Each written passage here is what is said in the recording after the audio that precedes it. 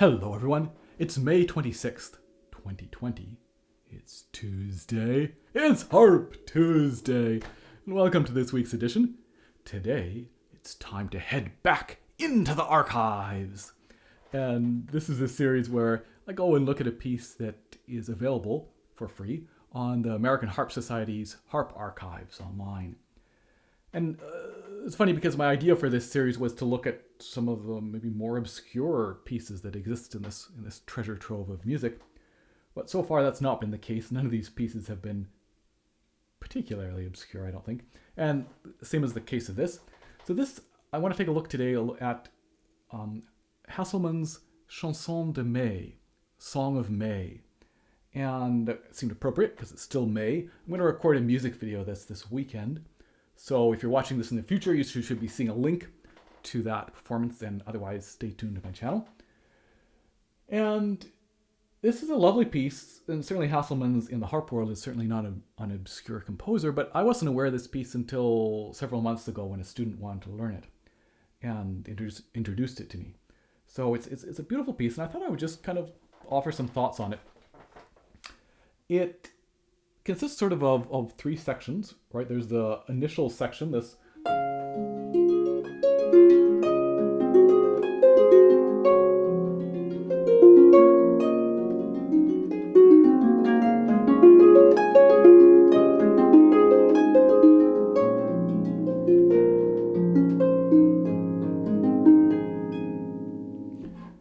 beautiful, this lovely little melody on top of these running 16th notes.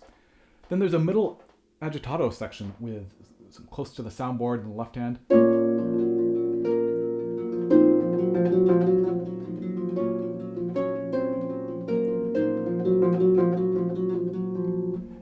And then we go back to the main theme, the original theme. And right at the end, this time when it finishes, there are a bunch of hand-over-hand arpeggios.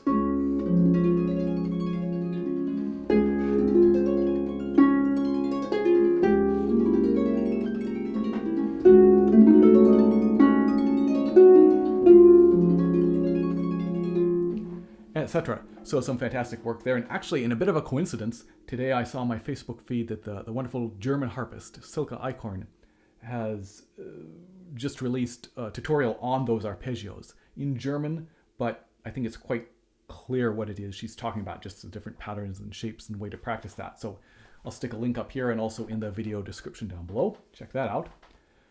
So let's start by talking about the main theme part. And here, we're going to split it up between the hands kind of as it's laid out on the page. So if the notes are on the upper staff, it's going to be right hand. If they're on the lower staff, it's going to be left hand, with I think one exception. And so all these single notes, I'm playing with a thumb, with the right thumb, even though by default, normally it would be a single note would be 2, because, for example, I might even start, say, with 4 and 3 on these notes that, and here I'm not connecting, I'm coming off, but if I'm at 2, it's just a much further reach. It also helps us bring out the tune, I think, potentially, if we keep using the thumb as the tune note, because as you can see, there's the double voicing, right? So that this,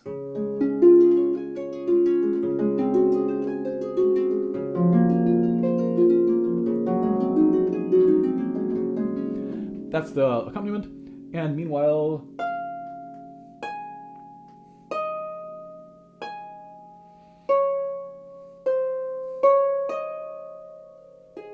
there's that lovely tune going on overhead. So again, this can be an interesting thing to play around with, right? Exactly how do we bring that out? We don't want to be too loud or harsh or something, but we also don't want it to disappear, so that something you can do, right, to kind of, I don't know, cheat in a way is, I don't know if you heard that, I had a little bit of a delay, especially when we first get started, so that the ear gets a chance to sort of adjust. Oh, I just heard something. Don't hit me with a whole bunch of notes at once. But that I think we want to be careful. We don't want to always go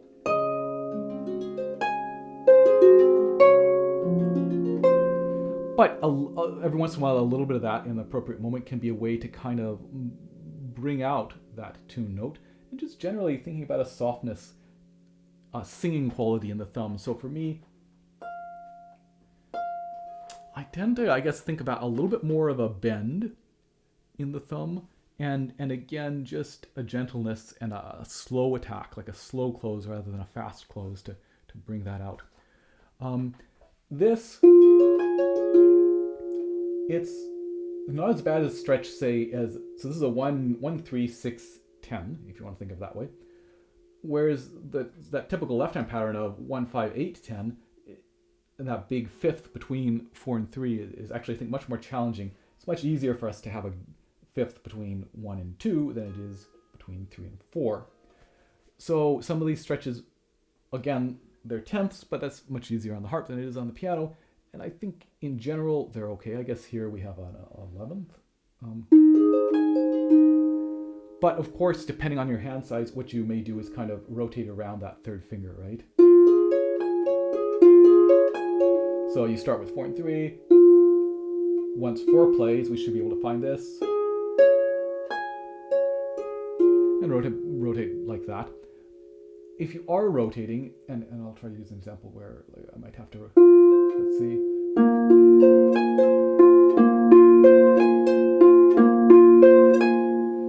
You want to make sure you're imagining or trying to place, it's as if you're placing, so you don't want to go, oh, now I'm going to open that fourth finger. That, same as the thumb, is not going to be down here or 2. You're going to be as if you could place this.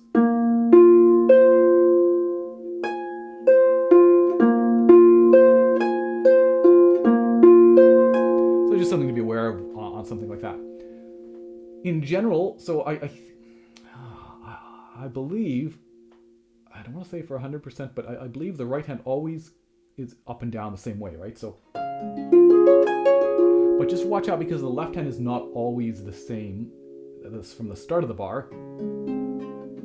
That's the same. That's the same.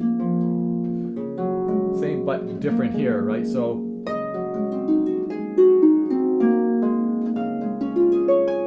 just watch out for those little tricky spots he throws in. At the end of this second line, I've just been jumping. Again, it's one of those cases where when we're dealing with something, the slower it is, and also potentially like the easier it is for us, for our particular technique, the more we can do what is most convenient rather than what is most efficient. So we've gotten so used to doing 4-2-1 that to do 4-2-1, again imagining that you could connect there, rather than say 4...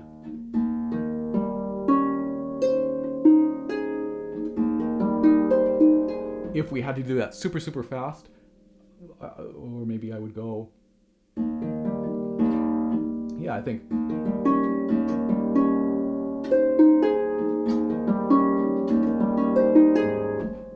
I might split the hands up differently, or even just connect under with the left hand. But for now, it's the end of this phrase anyway. We've got a little bit of a writ. Oh, sorry.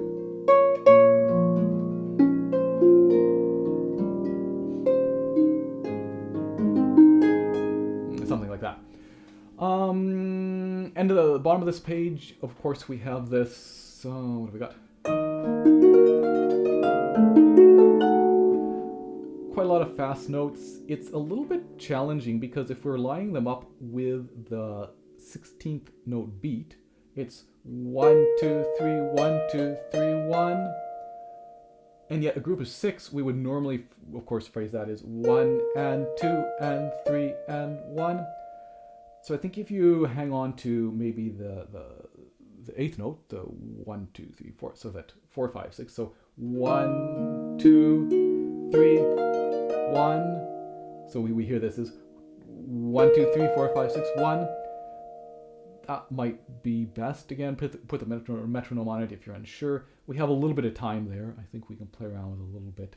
But ideally, we're kind of landing up that this is approximately in time. Of course, there's the first of the enharmonics, the B double flat. We can't make this be any flatter than B flat. So B double flat, of course, is A natural. I circle those. That's the commonly accepted shortcut or notation reminder that it's being played as a different string than written. And of course, from B flat, the half step down from B flat, B double flat is A natural. So just a reminder that we do that. This G is not tied, it's just a phrase marking.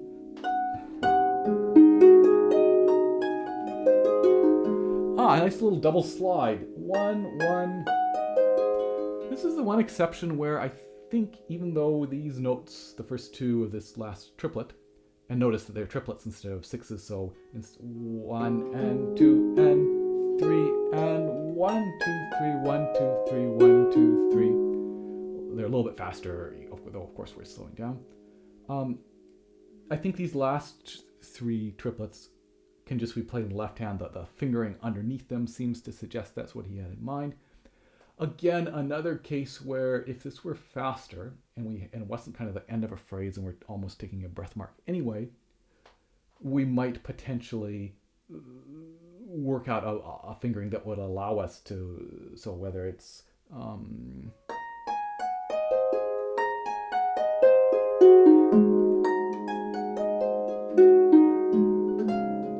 course we do have to jump up here, so maybe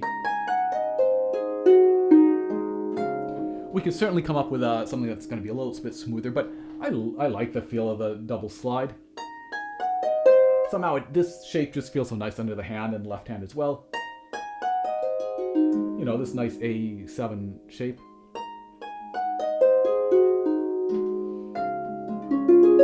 And a chance to practice a smooth jump again. There is a little bit of a breath, so I've just been playing that as is.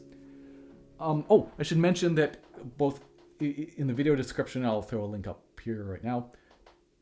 You can find the link to the clean copy on the Harp archives, but also I'll put a link to my scribbled pedal markings and finger markings. And so what you're seeing on screen right now. And so you'll see here that I've jotted a reminder some of these times as we go down. For example, this, that shape would normally be 1, 2, 3. But in order to turn around smoothly, because we're always trying to connect the left hand across the bar line, I prefer to have 4 on the bottom there, so that's, again, most of the time we are doing 1, 2, 4, 2, 1, even if maybe one of those shapes doesn't support that. We have some more enharmonics. I'll just talk about this bar, third bar of the third line. So we have so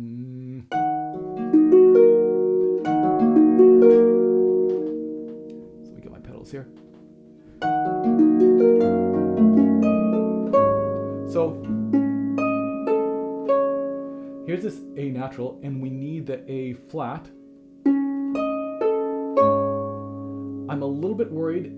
I was hearing that get changed a little bit, so I am muffling it by I'm replacing 2 on that A right as I play the thumb. If that makes sense.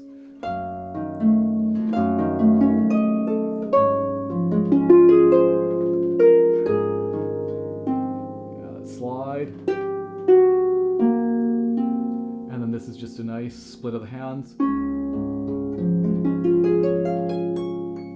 Great. Agitato, close to the soundboard. Again, trying to get as close as you're comfortable with. You might find, even though it's not great, you wouldn't want to do it all the time, that by, if for me, because I'm seated so high on the harp in general, leaning down for these might make it a little bit easier. And what I would suggest on this is just being aware of the right hand. Even though it's agitato, even though it has a more intense and more exciting feel, watch that right hand chords don't jump out too much. I think that they blend in and are quiet enough to fit what we want. This builds up quite nicely, right?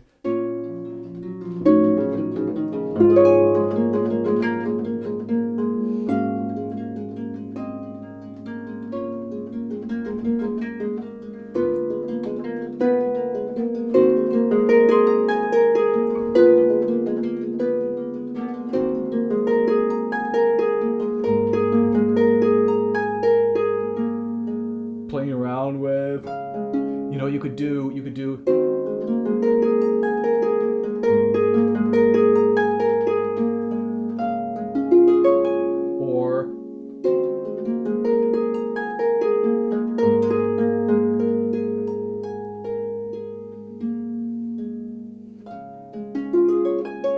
or some variation therein, right, of how fast and how elongated you want to do on that writ. We're back. It's basically a repeat. I don't know if it's a misprint or not, but you can see on this bar on the screen, you should be able to see that this way on this little bar on the way down. Sorry. That's different than the first time. If we're playing it, the C must be flat. And I've just marked it there. So again, you could do it the same as it is the first time through. If you play this and know anything about that bar, I'd love to hear your comment. And then this is, other than that, it repeats. We finish it off, and then we get this lovely.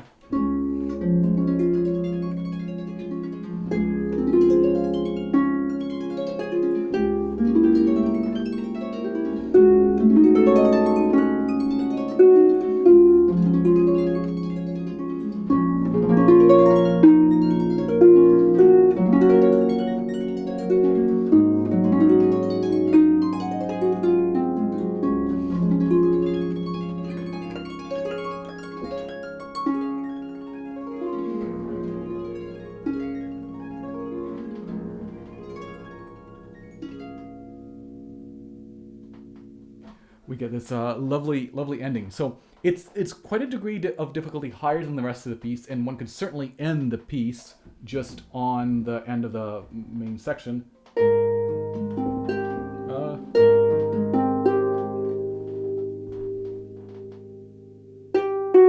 Okay.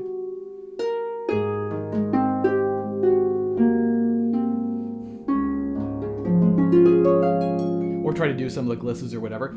But it's great fun, great practice. And again, I'll link to my video on arpeggios from many years ago. The same principles of trying to doing them as chords, doing dotted rhythms.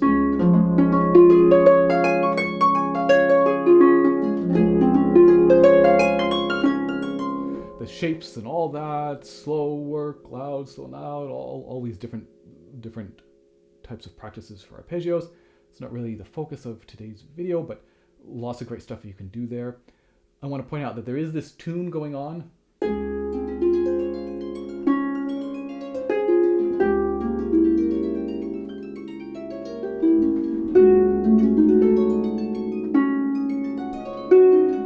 So again, trying to bring that out as much as you can. You'll notice that in my pedals, I have the E flat with a box around it. That's a marking to say that the left foot is going to go and take that, because we need both G flat.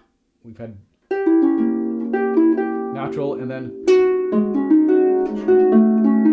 we need them both flat at basically the same time, and so it's easy enough just to bring the left foot over and change that E up.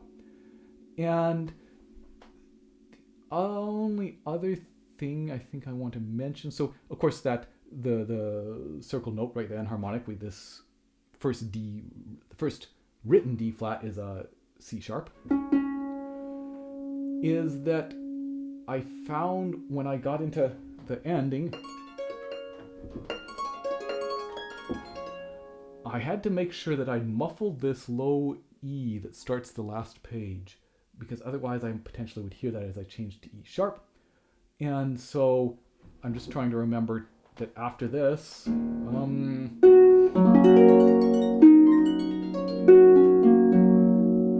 grab that on the way to the A. Oh, and right here, you could do this again as an enharmonic. It means we're doing the same shape on the way down. What I was finding was I was hearing that C get changed. And I don't mind this slightly awkward shape, but especially with smaller hands, you might consider doing that with the enharmonic. I think my copy currently has the anharmonic suggestion there, but right now I'm not doing that. I'm playing that D as a D rather than a C. So anyway, there you have it. A beautiful piece, well worth looking at. Again, the arpeggios at the end present a certain degree of difficulty, but are great practice. But the main part is actually not that challenging and fun to play. Again, as a harpist, for the most part, all these things that he wrote fit quite nicely under the fingers. So hope you enjoyed that in our little trip into the archives, and I will see you in 2 weeks' time. Cheers.